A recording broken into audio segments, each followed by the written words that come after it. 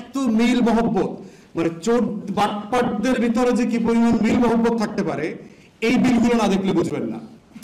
বাংলাদেশের সংসদগুলোতে যখন এই সকল চোর বাটপাররা একসাথে বসে দেখবেন, যখন রাজুকের প্লট ফ্ল্যাট বরাদ্দর বিল আসে, দেখবেন এই বাটপাররা কেউ প্রতিবাদ করে না, একদম 300-350 ভোট এক বিলে।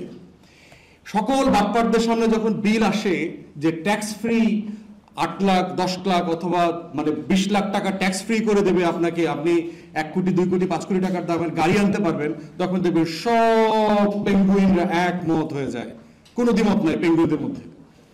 অতএব দেখবেন যে লুটপাটের বংশবদীয় রাজনীতি, তারপর দেখবেন থোক বরাদ্দ, সকল দলের কথা বলছি কিন্তু থোক বরাদ্দ আছে, এমপিদেরকে 5 কোটি 10 কোটি 20 কোটি 25 কোটি টাকা থোক দিয়ে দেয় বছরে হিসাব ছাড়া। থোক বরাদ্দও দেখবেন কোনো ইখতিলাফ নাই, এত মিল মহব্বত, মানে চোর বাটপাটদের ভিতরে যে কি পরিমাণ মিল মহব্বত থাকতে পারে এই বিলগুলো না দেখলে বুঝবেন না। এটা কেন? কারণ এটাকে তারা রিপাবলিক করতে চায় না, এটাকে তারা বংশীয় রাজনীতি করতে চাইছে। আমরা কেউ নাগরিক না, আমরা এখানে থাকি। বাসিন্দা আর নাগরিক হওয়ার পার্থক্য আছে। লড়াইয়ের মধ্য দিয়ে নাগরিক হইতে হয়, রক্তের উপর দিয়ে নাগরিক হইতে হয়। বাসিন্দা পশু পাখিও বাসিন্দা।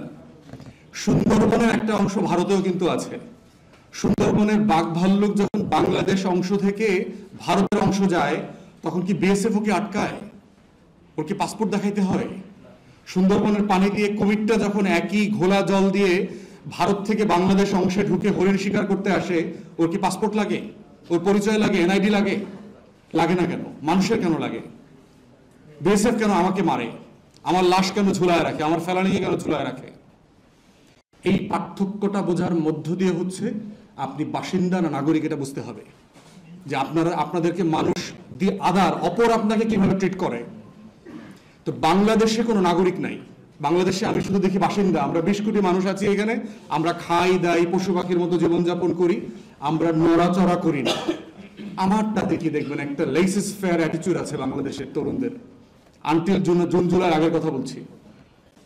লেসেস ফেয়ার অ্যাটিটিউডটা কি দেখবেন, ওইখানে এসালামের 8টা ব্যাংক দখল করে ফেলছে, তো আমার কি, আমার অ্যাকাউন্টটা দেখে আমি চেক করে দেখলাম না আমার টাকা আছে।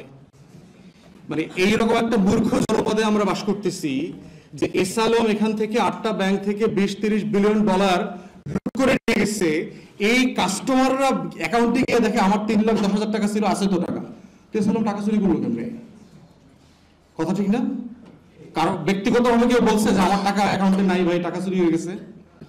এই পার্থক্যটা এই দেশের মানুষ বুঝে না, যে এসালম টাকাটা নিল কোত্থেকে, এবং তর্ক করে।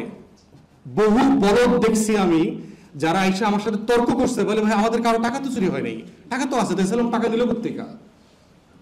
এটা হলো নাগরিক আর বাসিন্দার পার্থক্য, ওই কুমিরের পার্থক্য, যে বাংলাদেশ অংশে গিয়ে হরিণ খাইলাম না ভারত অংশে গিয়ে হরিণ খাইলাম, ওর তো কোনো সেন্স নাই তো।